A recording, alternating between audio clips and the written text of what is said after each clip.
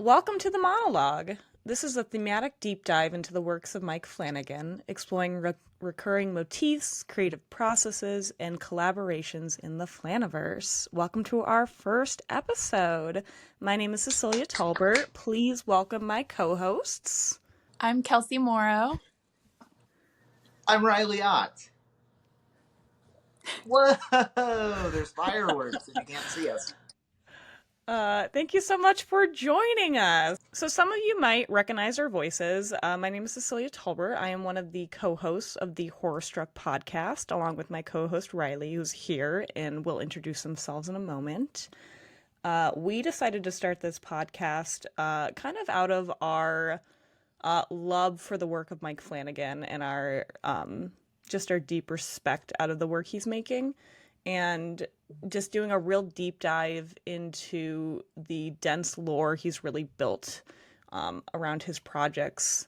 Fun fact about me was that, and we'll go more into this in a moment. Let's introduce with our first kind of Flana experience. So my first Mike Flanagan project that I watched was Oculus, and it was the first thing I'd ever watched from Mike, and it was while I was working at a movie theater during college, probably. Yeah. So that was my first Mike Flanagan project that I saw. I'm Riley. I am the other half of the Horror Struck podcast, which, if you are familiar, you know that we've been on hiatus for a bit, and we have been also kind of spitballing, working out this project for the past couple years. But if you know me from over there, you know that my kind of love of horror, because I am a novice, I'm sort of the resident scaredy cat of the bunch, really grew a lot deeper once I discovered Mike's work. The first thing of his that I saw that I was aware he was a part of was The Haunting of Bly Manor. So 2020 and on, when we started Horror Struck, is when I got very into the genre in general, and then discovered Mike, realized what horror could actually be. And I think before that, the only other experience I've had with him is when YouTube made unskippable ads. One of the very first ones was the Oculus trailer. You couldn't skip past it, and in my scaredy cat era, was not a fan of whatever was going on there. And then clearly that has changed drastically. Now we are here discussing Mike and his work, and we're all very different degrees of obsessed, I would use lightly, not in a stalker way, but yeah. So that's why I'm Big here. fans. And then, of course, none of this would have been possible without our third co-host. Hi, I'm Kelsey. So Riley and I had been talking about doing this podcast for a few years now. Yeah. And we were just kind of trying to find the time to get everything together. And so my Flanaverse origin story, I guess. I was a barista in Atlanta when The Haunting of Hill House came out, and I usually worked the evenings, which are slower because coffee is not a big selling point like after dinner. And one of the other baristas was like, hey, there's this show on Netflix and it was filmed near Atlanta. We should watch it. So he put on the first episode of The Haunting of Hill House behind the bar, and the rest is history. And we all have very different origin stories. Yeah, and very because the Flanaverse, what we're here to discuss, is not only something that I view of like existing as media, it's also like very communal. Like that is how Kels and I met. We are both huge fans of Kate Siegel. Kate Siegel, a prominent guest on the Kingcast. And you and I ended up, I think, just following each other on Twitter. And then I think I had messaged you because I was like, this person's going to get it. She's going to understand why I'm so excited about having Zach Guilford from Midnight Mass on Horror Struck, Cecilia and I's podcast. And then I think from then on, you and I have just not stopped talking and have become really good friends. So I'm I very think thankful to do this with two of my best friends as well. It's very exciting. Long time coming. I think we met because of the Kingcast, because I think actually Kate yeah, made a reference to you on the Kingcast, and I was like, oh, yes. I'm going to look up who that is. Yeah, I was a Kate Siegel fan first, and then that's how I found the Kingcast. That's how I found my now fiance. Oh, shout out Who's Eric. We love shout Eric. out Eric, who is one of the original co-hosts of the Kingcast. And then there was an episode where Kate mentioned me. And so a lot of people were like tweeting me after that, and they were like, "Oh, hey, are you the Kels that was mentioned on the Kingcast?" And so I think that's how we started talking. Yeah. Yeah, so we've, like, and that has also just grown. Like, a lot of my online friends who I had met through just talking about Mike's work, we've also, like, met in person since then. We went to Bangor for the Kingcast had a live event there, and we're fortunate enough to meet Mike and Kate and Eric and Scott, and it's just very, very communal, which is something I love a lot about Mike's work and kind of the I don't know, just the like depth of friendship. The people in this community are very, very kind. I feel like everybody kind of takes something a little different from his shows, like and movies. Some people are kind of drawn into it because of the horror at first, but then other people are kind of drawn into it because of like the character building. Like I know quite a few people who didn't want to watch Hill House because they're like, no, I don't like spooky things. And then once they start watching it, they're like, oh, this is like a drama that just happens to have ghosts. That's actually my mom is not and has never been a fan of anything horror. She hates Halloween. It's not for her. I watched The Haunting of Bly Manor. The second I finished it, talked to my mom and said, hey, we're starting this TV show right now. You're going to love it. I know it's going to be a little spooky. She's watched every single one of his shows since then. I've got to start her on the movies, but my mom's a Flana fan as well now. So it's a very accessible experience as well because of the emotions that are very, very human within these stories. And the Flanaverse is also how Eric, my fiance, and I like really started talking. Like we kind of I like got to know him because of the Kingcast, but then around the time that Midnight Mass came out, we were both like we got up super early to watch it when it dropped, and we were like DMing about like, oh my god, like this scene and that scene. So I think that was like our first like full conversation was about Midnight Mass, and then look at us now, we're engaged. Oh my goodness. Congrats, by the way. Cecilia, what is, just in terms of involvement in the, like, fan base and community, what is your experience? Because we all have very different degrees of that, I think. Yeah.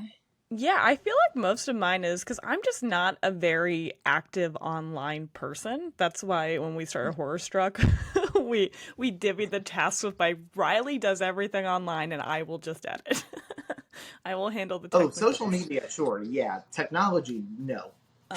But everyone I've met that's in the community, especially like we went to the Bangor event that the Kingcast had, and everyone there was just so kind, and we made so many friends. And Riley and I on Horror Struck have talked to a couple of the actors that Mike has worked with various times, and they're all just so kind. It's just really good vibes. I feel like my Mike Flanagan origin story is I did not go into it in my intro. It's very different than both of yours. Well, and I was actually going to ask because you had seen Oculus first, and that was Mike's first, like, big budget production. Were you aware of who he was? Because I had talked to, while I was kind of talking about the episode, I had asked my girlfriend if she remembered what she had seen. And her mom was actually the one who recommended Absentia when it came out Oh. and had told her, like, hey, this Mike Flanagan guy, he's going to be huge. We should watch this. And she wasn't kidding. But was he, like, on your radar as a director at that point? No. So Okay. I feel like my first like real awareness of like a project coming out and me knowing it was Mike was probably Haunting of Bly. Um, Okay. where like because I had watched Haunting of Hill House and didn't even realize they were the same director, and I was like, I really love this. Like, I can't wait to see what he does next. And then Haunting of Bly came out, and I remember I was like, this is so good. And I remember I was like, Riley, you should watch this. And that was before Riley was watching horror, and they were like, no, I can't watch it. I But think if you are an OG Horror Struck fan, you can literally hear, I believe it's in the Devil's Backbone episode that we did. It's, yeah, I started watching The Haunting of Bly Manor. It's pretty good. And then from there, it's like, oh, this guy fell into the pit. I don't know what happened from there. yeah, but the first time I watched Oculus, I think it's actually been the only time I've seen it, which is why I'm really excited to watch it again. I I think up to that point hadn't had a lot of experience with, I don't know how to say this without it being a spoiler, with a certain type of horror ending. Oh, Bittersweet okay. endings. I hadn't seen a Mm-hmm. lot of Yes. horror with a lot of bittersweet endings, and so I think the ending really took me aback, and I was really put off by it. I was not happy after I finished Oculus. I was like, it looked really good, but I really hated the ending. And now, as a more seasoned, like, not only like consumer, but like horror fan, I feel like even looking back on my memories of it now, I'm like, I think I'll like it a lot more, if not love it now. I think at the time I just wasn't as, I don't know, cultured for lack of a better word. Um, or maybe I wasn't as Well, and I thoughtful. Thoughtful is a better word. and I'm not sure if that's necessarily you or if it is the just evolution of horror that we have had lately with modern horror. And I think because I Oculus was 2013, I believe. Yeah, Correct me if 2013. I'm wrong. Okay.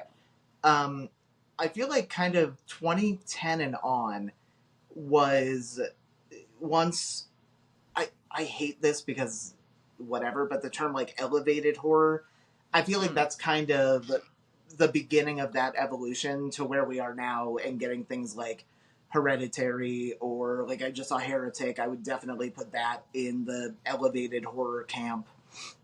But I think I you can kind of feel, see yeah. Mike like in that group of like the starting off point.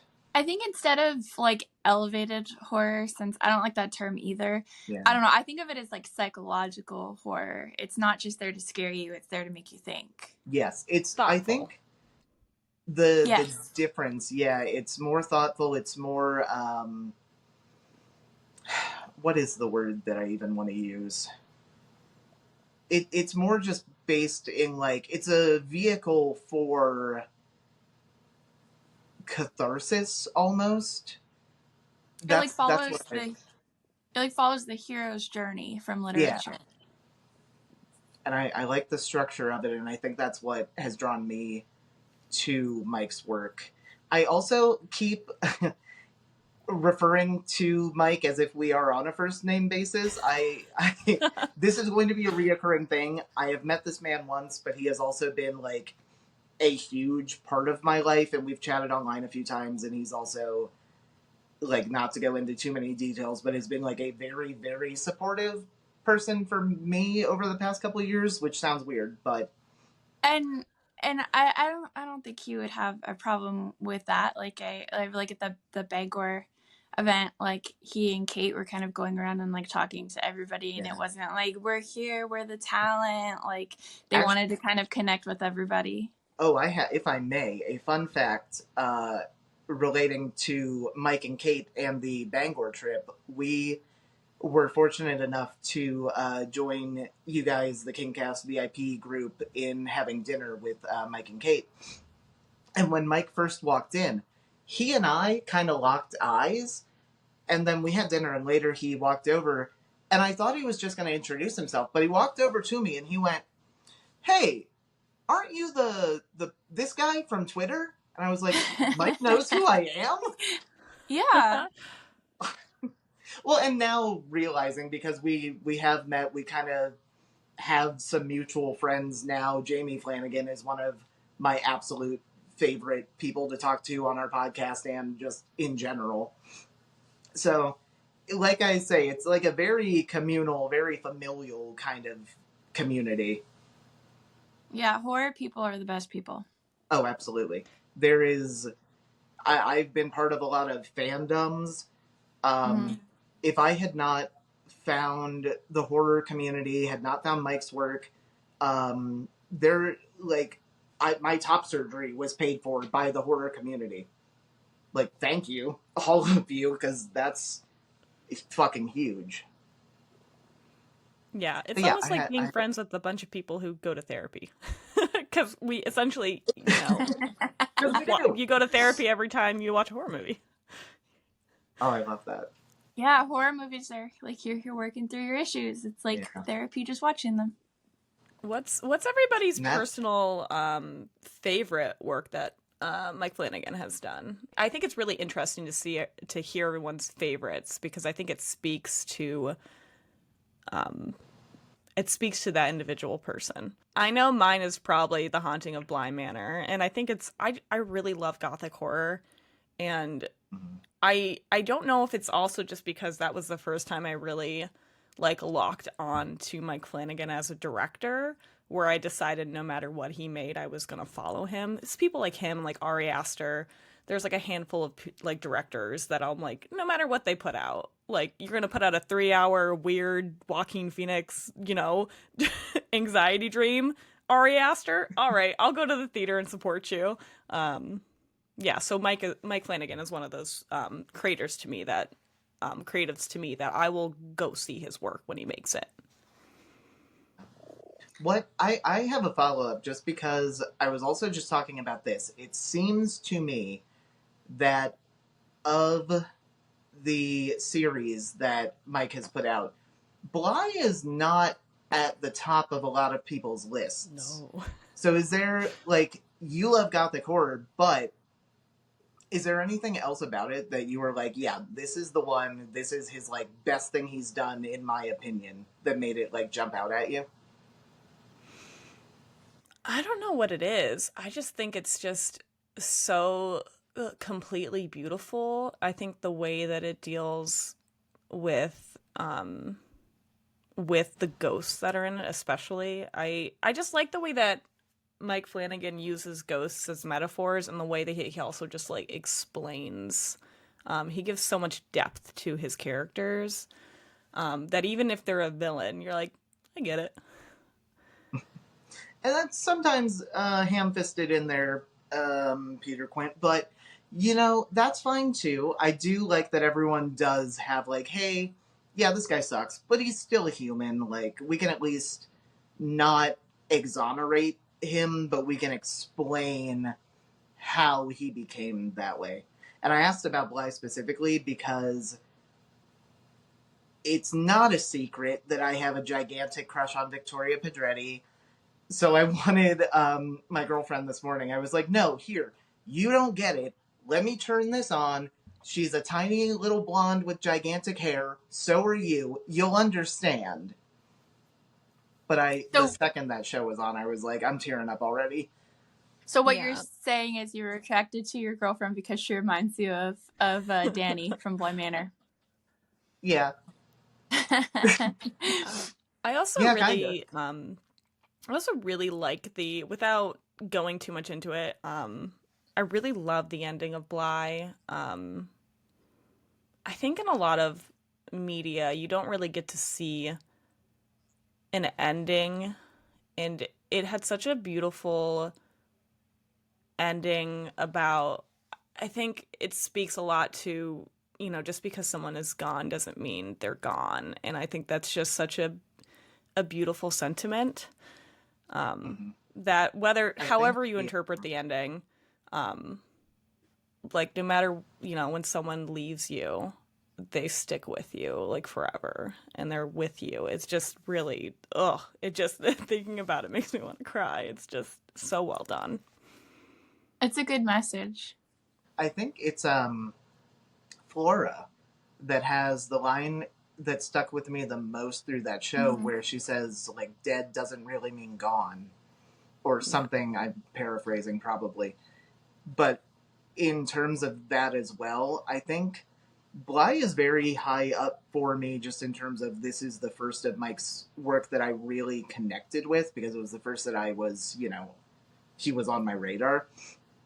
But the beginning and the ending of that show, it really, really comes together. And it is just so satisfying from that opening scene to the very, like, closing image. And I find that very rare as well, especially in anthology shows like that. Like, if you compare the Haunting series to American Horror Story, there are so many loose threads at the end of almost any Ryan Murphy show. If you want something satisfying, I don't think there's a single ending, maybe The Midnight Club, just because that was supposed to have more, that I have not been almost entirely satisfied with. And that's hard to do in any genre. Yeah, that's true. Everything gets kind of wrapped up pretty well, and if there's anything that's left unfinished, it's intentional. Like at Midnight Mass, like the kids on the boat, like that's intentional. It's not supposed to be wrapped up. No, and I love that too. There's a lot of stuff that is open for interpretation, and it creates a lot of really good discussion within the community. And thankfully, a lot of people within the community are very active online. Like, we're all migrating over to Bluesky now, so it's nice to see, like, Mike and Kate are a bit more active. We've got Rahul Kohli just set up an account over there. We've got Mark Hamill. He is always very active, but is also part of the Flanaverse now. So it's really nice to see the people that are, like, being worked with so often also engaging with fans and really interested in the work that they're putting out. Kelsey, what's your favorite, your personal favorite? So in terms of watchability, it's definitely Haunting of Hill House. I lost count of how many times I have seen that. Eric and I have a mutual friend who hasn't seen it, and we're gonna watch it with him for the first time, and I'm like very excited, but I also can't remember what watch this is gonna be. It's probably like 8th or 9th or something. So I've probably seen that one the most. I mean, it's been out for 6 years. 6 years. It's been out for 6 years. So that's it sounds like a long time, like a lot of watches. But if you over time, but in terms of like related, so that was watchability. In terms of like relatability, I think it's Midnight Mass. Erin in Midnight Mass is a teacher. I'm a teacher. The character of Bev Keane. Before I moved to Austin, I taught in a very conservative area of Georgia for 4 years, and I had several coworkers who were like the real life version of Bev Keane, and so that I was like, oh, this is, I mean, without the no spoilers. A little bit of a spoiler. Yeah, without the gives the vibes. True horror elements. Yeah. Without the intensity like of follow through. The vibes of the people like on the island, and then that scene, this is not a spoiler because I feel like it's towards the beginning, where they're having like the town meeting because Bev had been giving Bibles to the kids, and Rahul's character is like talking about how like, no, like it's not the issue that you're trying to educate them on religion. It basically, to paraphrase, is basically like it's kind of indoctrinating. And then Erin goes like, well, this is a public school. I have like quoted that so many times, like when I was in Georgia, because there was a push for like to incorporate more and more religion into public school. And it was like, this is a public school. This is not how this is supposed to work. So Midnight Mass is the one that I relate to the most. I think And that's such an interesting thing now because we are all American, currently living in the USA. It is pretty soon after the election, and we are already kind of seeing. I read an article yesterday. Yesterday. Yeah, Texas is allowing Yeah.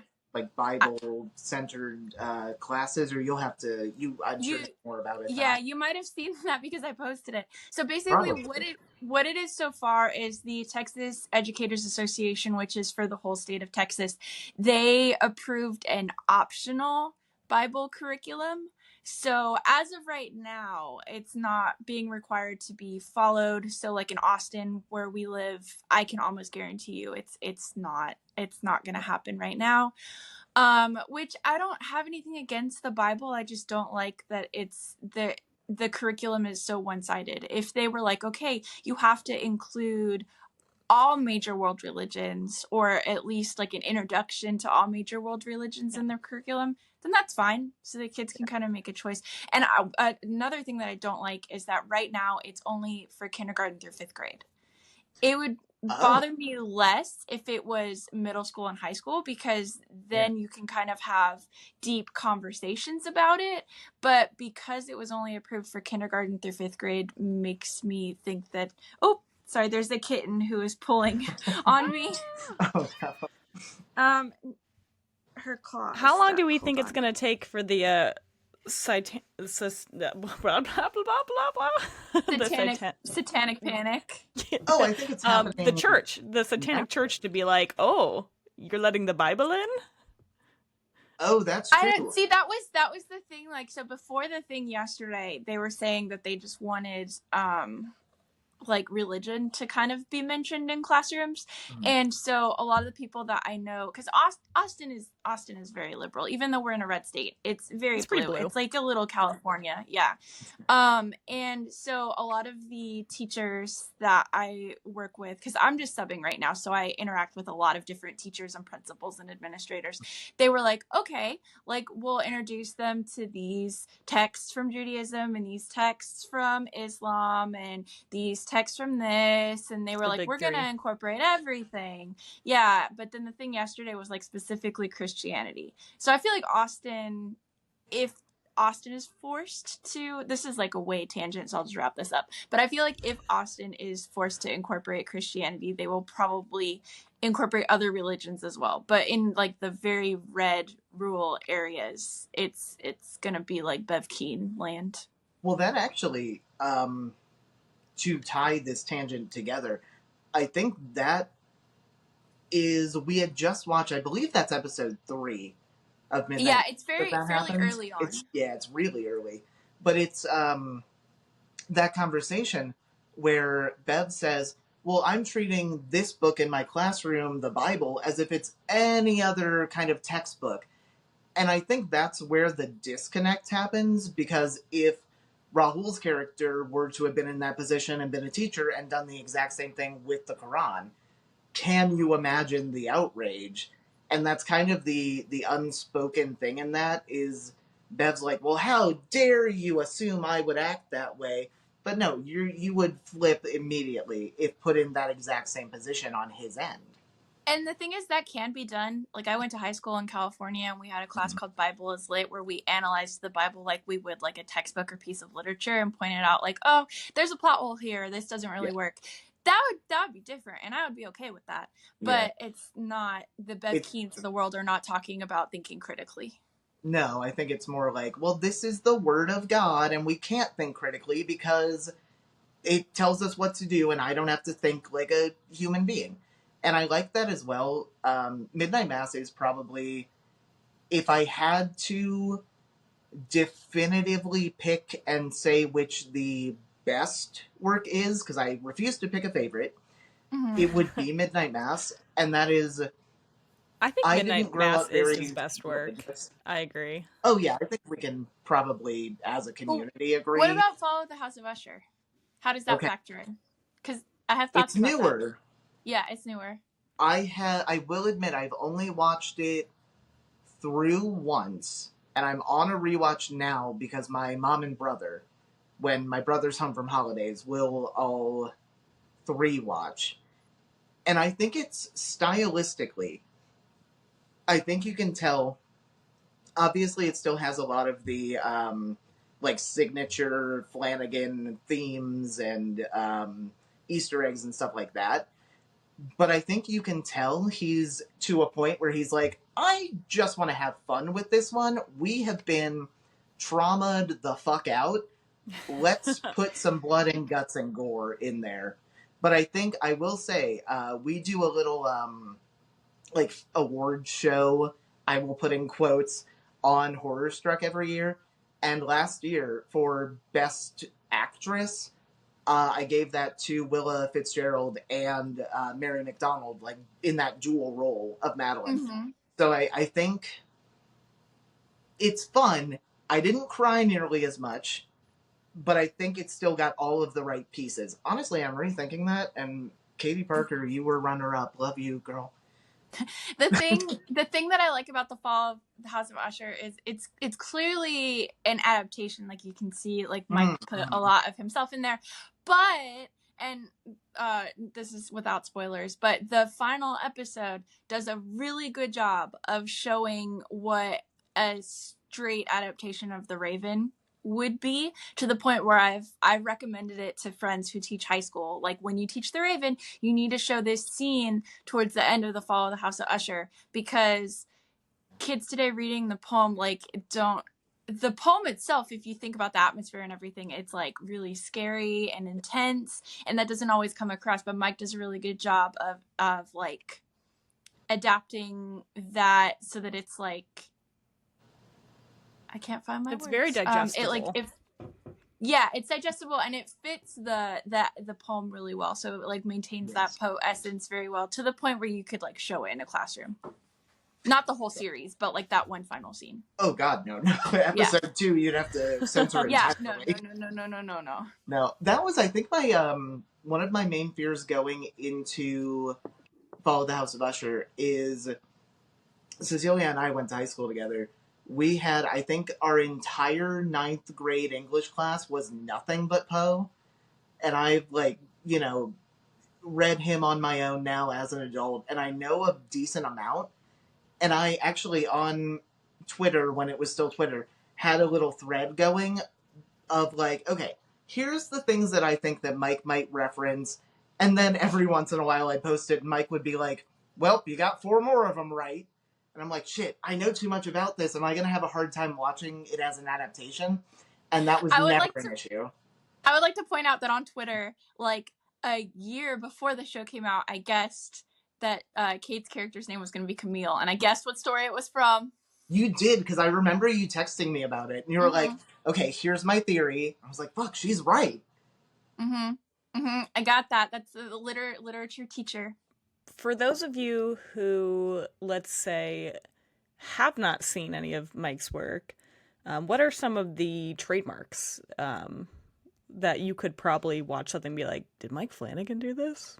Cats having accidents or okay, wait, happening to cats. Let's debunk the cat thing, because I think it's just Midnight Mass.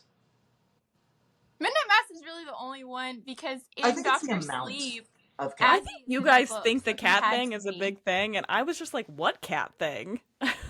Well, okay, so Midnight Mass, there is a large amount of cats, so I think maybe that's why people are like, this guy fucking hates cats. But it's that, and then Fall of the House of Usher, but not really. Well, because the cat is in, like, in Doctor Sleep and Fall of the House of Usher, the cat is in the source material. So it's really just Midnight Mass. Well, and those two spoilers both do survive, depending on how you want to interpret the episode of Usher. Oh, there's a cat in Hush too, but oh yeah, bitch. Yeah, nothing happens into the. No, is that a spoiler? I don't think that's a spoiler. So. No, because it's not like a huge plot point. It's more like almost like at the end of Hunger Games, where it's like, oh, the cat survived. Thank God, this is like the one thing that is giving me hope. Let's see, hands being And mangled eyes, I think. In Hush, we have a mangled hand. In Dr. Gerald's game. Sleep, Rose the Hat's hand. Oh, Gerald's game. Gerald's game is a big one with the degloving. He'll have Hugh gets his hand stuck in that fan. Oh yeah. And then is Is there there in Bly? I don't think there is. I was just thinking about that. And Fall of the House of Usher is their hand. I don't know that there is specifically. There's a lot more body horror in that than anything else, though. So I'm sure that if we went back, there's not. Yeah, there's gotta be some hand stuff somewhere. There's some teeth much stuff, which is something that I had guessed. Stuff. Yeah, teeth stuff is rough for me because I've got partial dentures, so I've had a lot of teeth trauma. So hopefully that's not a reoccurring thing. Hands. Teeth is a big fear. Like your teeth falling out is one of those big irrational fears. So I feel like teeth. It makes sense for horror, especially to target things that make you squirm. So things like eyes, your teeth, your hands. They're things that you need to survive. And if without them, you have to reacclimate. So they're a frightening thing to lose. And the eye in Usher in Black Cat, that might be in the story. It's been a few years since I've read it. Oh, that's true, because there are just strange coincidences like that are being associated with Mike, but especially but it's from the source material. Yeah, he does a lot of adaptations, which I think is also another I don't want to use the word trope, but it's a reoccurring thing that happens. Because we've got Hill House, Bly was based on Turn of the Screw, Gerald's Game, Dr. Sleep, and Life of Chuck are all King. And you could argue that Absentia was a 1408, or no, Oculus would be 1408. That it was the mirror instead of a hotel room, and yes. So even things that are fully original, you could argue that there's inspiration. Oh, absolutely. Yeah, I think we had talked to Jamie Flanagan and Katie Parker on Horror Struck. My favorite episode we've ever done. If you guys have not heard that, go listen to it. It's a good one. Yeah, but we had talked about an HBO show called Carnival. Also a great show, canceled way too soon.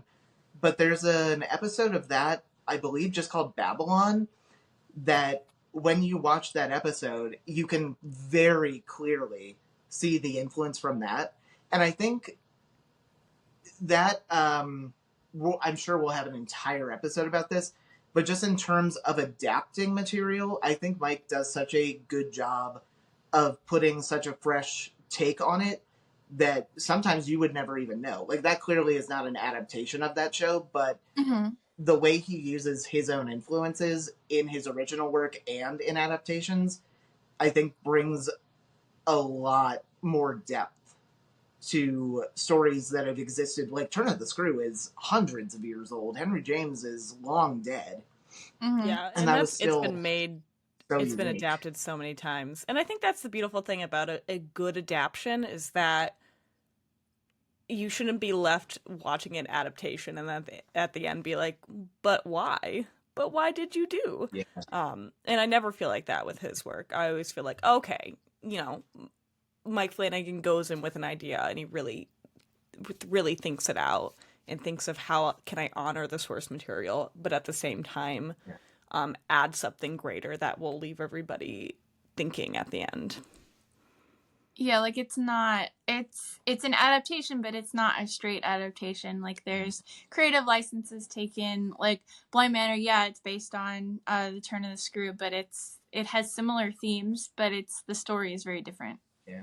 And I think Bly is a great example, too, of taking someone who has an extensive collection of work and using that to your advantage and kind of fleshing out the story a bit more, because every episode of that is the titles are based on other Henry James short stories. And then if you watch, what is episode 8? The Romance of Certain Old Clothes. The Romance of a Certain Old Clothes. Yeah. it's like that itself is its own adaptation of that specific short story, and that's one of my favorite episodes.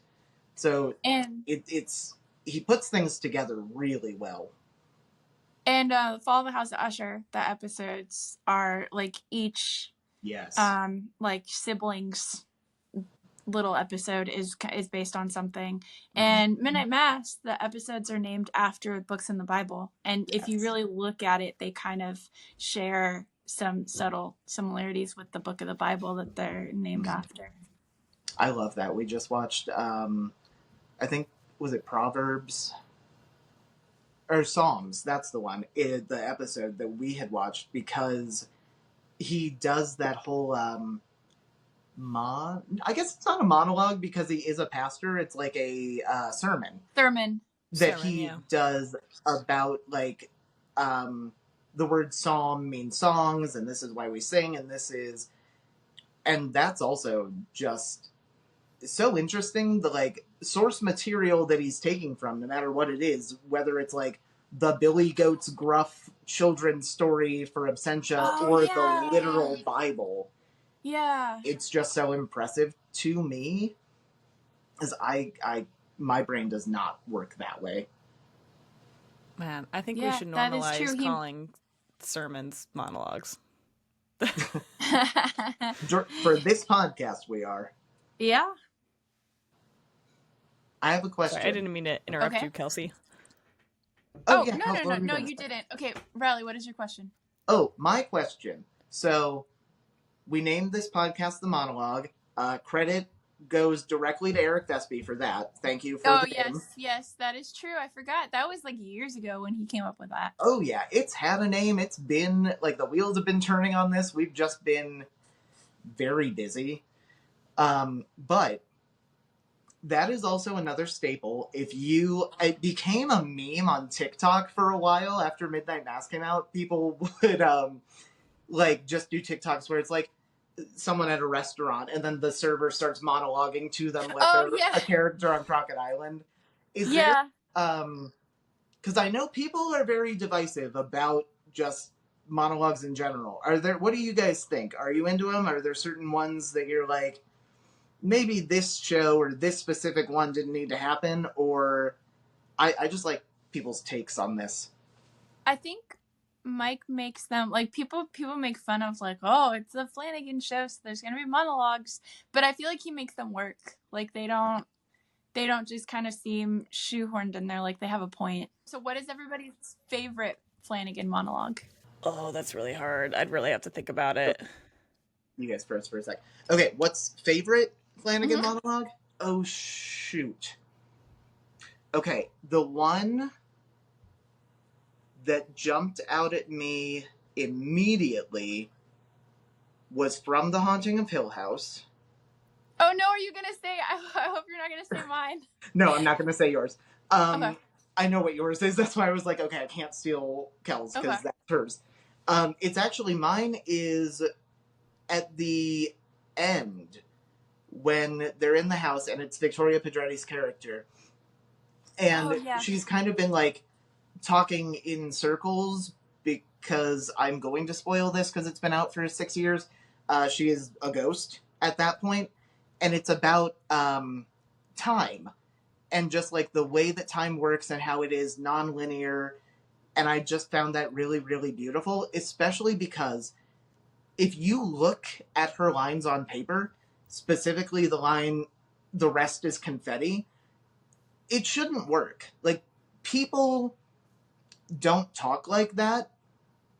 And there has never been a moment, there have been maybe one or two, where I've been watching one of Mike's shows and just been taken out of it entirely and gone, well, people don't talk like that, so why is he writing like that? I think it's almost... I was comparing his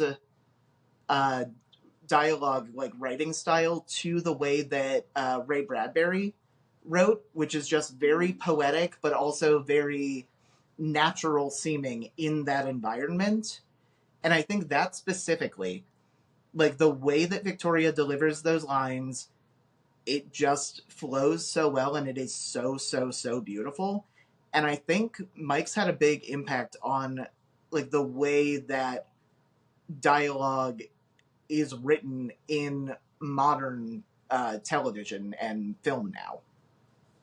He's had a huge influence on me because I started writing again after I saw the Haunting series, and the first thing I wrote, I just had my girlfriend read through some of it, and her first like feedback was, "Oh, this is very Flanagan-esque." And I was like, "Well, I wrote it as like a third season pilot of The Haunting, so that is exactly what I wanted."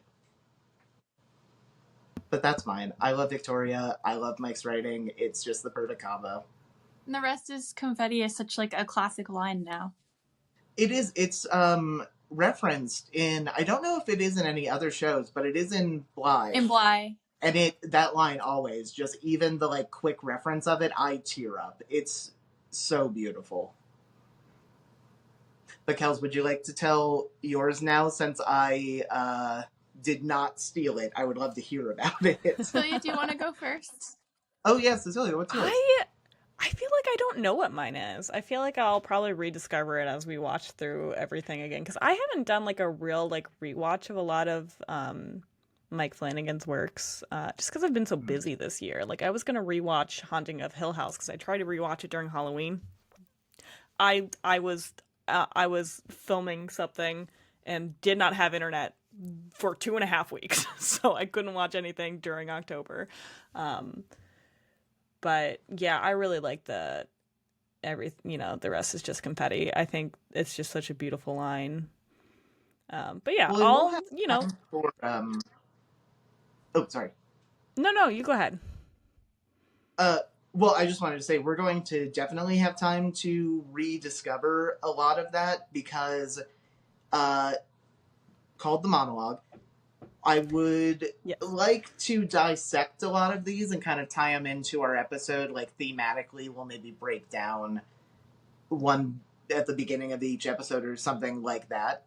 Mm-hmm. So I think it's going to be very fun to also just kind of dive deeper into that. I feel like Riley knows this. So my favorite monologue, Mike Flanagan monologue, there's actually, I could actually do a top 3, but my favorite is Theo's monologue from I'm blanking on the episode number. I think it's episode 8. I think from Hill House, when she and Shirley are driving back to Hill House, and then I won't spoil, but she ends up on the side of the road, and then she has that whole breakdown about like how like she couldn't feel anything, and she was like doing all these different things to try to make herself feel, and she just like couldn't do it. It didn't work. There was like an emptiness.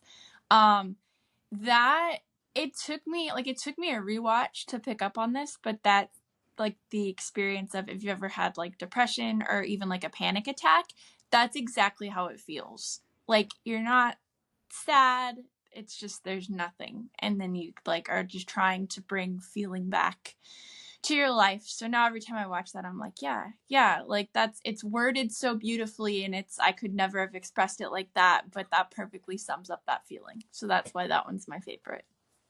I think that one, it does get overshadowed by a very few and far between, but wonderfully done jump scare. But it is also, when you look at who is delivering those lines and who wrote those lines, I think Mike and Kate both are very relatable and also very open with the struggles that they have both had. So you know that it is coming from people who understand and like truly embody what they are saying.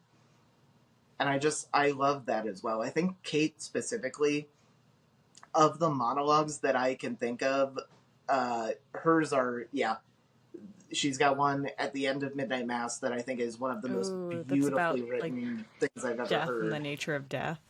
It's so good. Mm-hmm. Yeah. And a little piece of trivia about the Hill House one, that was the one that ended up in the show was the first take. Oh. So there's like tiny little errors that you notice if you rewatch it multiple times, but it's like that was like the first try, which I think is like incredible. I love that though, because that's so much more human when it's like, here, this is exactly what I'm feeling. Let me pour it out all in the first. Because actually, I had just rewatched the episode of Midnight Mass where Lisa confronts Joe. Mm-hmm. And I think it was on the Boo Crew podcast that Mike and Kate were on, where they had mentioned that Anara, I cannot remember her last name, wonderful actress. Is it She's, Simone? It I starts with a believe C. so. I think so. I apologies if I got her name wrong, but that where she walks into her or into Joe's trailer and like just pours her heart out and is like, "Here's that was I think her first or second take as well." Yeah, I remember hearing Crazy. that, probably that same interview. Like, that was really early on as well. I mean, like, they did more to get coverage and stuff, but I think it was, like, the first one that ended up being put And I in think that the like show. yeah, the actors the material that they are working with is so powerful that I think like relating to it and being in that position as an actor is probably very hard to tap into, but once you get there it's like, oh, this is very human. I understand this on like a deeper level. And I think that's Mm-hmm. also probably playing into why we have this like traveling circus essentially now of like the Flanaverse with you see the same faces and names so consistently. Uh-huh. And I love that too because that you can just tell like this is such a good group of people that they keep coming back to work with each other and keep making such excellent shows and movies and whatever other projects. I think that's a testament to, like, Mike's sets and, like, the kind of vibes on his sets, because if it was, like, a bad experience, you wouldn't keep going back, so. Well, and I have because I've listened to Mike's commentary on the Haunting of Hill House Blu-rays, and it sounded like a miserable experience filming Hill House. But then you see those people coming back for more, like Victoria Pedretti's in Bly Manor directly after that. So it must, and she was, I think, the newest one at that time to that group, and then back to back was working with him. So I think it really speaks to Mike and that group as people as well. Mm-hmm. And I just love that because it's so often now that you find out that these creators that you love have been terrible people behind screen all the time. And this, I just knock on wood, don't see that happening. Yeah, no, Mike is just, like, such a genuinely, like, nice person, like, Yeah. which it's crazy that he's, like, so talented and so kind. Like, he got blessed with everything. Yeah, that is such a rare combination. And thank God he has put himself out there and decided to share all of that with us because it's just resulted in some incredible art. Could you imagine, like, he said this in interviews, his original plan was to be a high school history teacher, which he would have been a great He would teacher. have been great at that. But could you imagine if he, like, didn't make movies, if he just became a teacher? Like, there would be so many, like, gems I that would mean, not exist in the world. Our what is lives would teaching be if not monologuing in front drastically. of your students? That is very true. Maybe that's why I connect to some of the monologues, because it's like, this is basically like my job. The episodes are going to be, like, thematically organized, so it's not going to be in chronological order, so we're not going to, like, start with, like, Mike's student films and work through that way. There might be, like, multiple, like, maybe one that's early and one that's later, because they have themes that connect. That was kind of the best way to do this because his works tie together so often and because a lot of his fans are very familiar with his work. Like once you've seen one of them, Mm-hmm. you're like, oh, I gotta figure out who this guy is and watch them all. Mm-hmm. And I also really like if you take a film like Ghosts of Hamilton Street, if you were fortunate enough to see one of Mike's student films, which maybe we can butter him up and he'll let us watch them for homework. But even taking that and then looking at something like Hill House, there are so many themes in common that his work is so consistent that it's crazy to watch the evolution and watch how much he's grown since college. So I think that's the best way to do it. And hopefully Yeah. you guys agree and Yeah. enjoy listening to us. I just want to give everyone a heads up, so in case you need to do a little of your own homework, next week our I guess technically our very first episode, because this is more of an intro episode, obviously, is going to be The Art of Fear, Redefining Horror, and so we're going to be talking about 3 of his works, Absentia, Hush, and Oculus. So if you haven't seen some of those and you want to watch them ahead of time, here's just a heads up for you, so you have time. I got to rewatch all And of those too. I need to Yeah, I've rewatch. seen Hush recently, but I need to rewatch Absentia and That's true. Oculus. I just watched Hush recently during Halloween, but you and I, Kelsey and I, did a little watch through on Twitter a while back. I think it was right before Netflix took it off for good. Yeah, it was a while ago because I was still in Georgia when we did that. So that was at least 2 years ago. Oh wow. Yeah. Did not seem that long. But Yeah, maybe we'll do some stuff like that again in case people, need a refresher, or if we're bored one night, hey, you want to watch Oculus or something? Yeah, on Bluesky, maybe we could do Yeah. live watch-alongs. That would be very fun. Everyone's getting a lot more active on there, so go follow all of us and the podcast over on Bluesky. Should we I need tell to make people one of where those they can accounts. find us? Ooh, yeah. What is our? I think on Bluesky we're just at the Monologue Pod. I will double check, but if you follow us on Horrorstruck, I'll put links or I have a link for that in the description, and then I'll put our personal ones as well. And they'll be down in the notes. So. And they'll be down in my pants. No, not there. No. Oh, okay. Sorry. Thank you all for listening, and we'll catch you next week. Bye. Bye.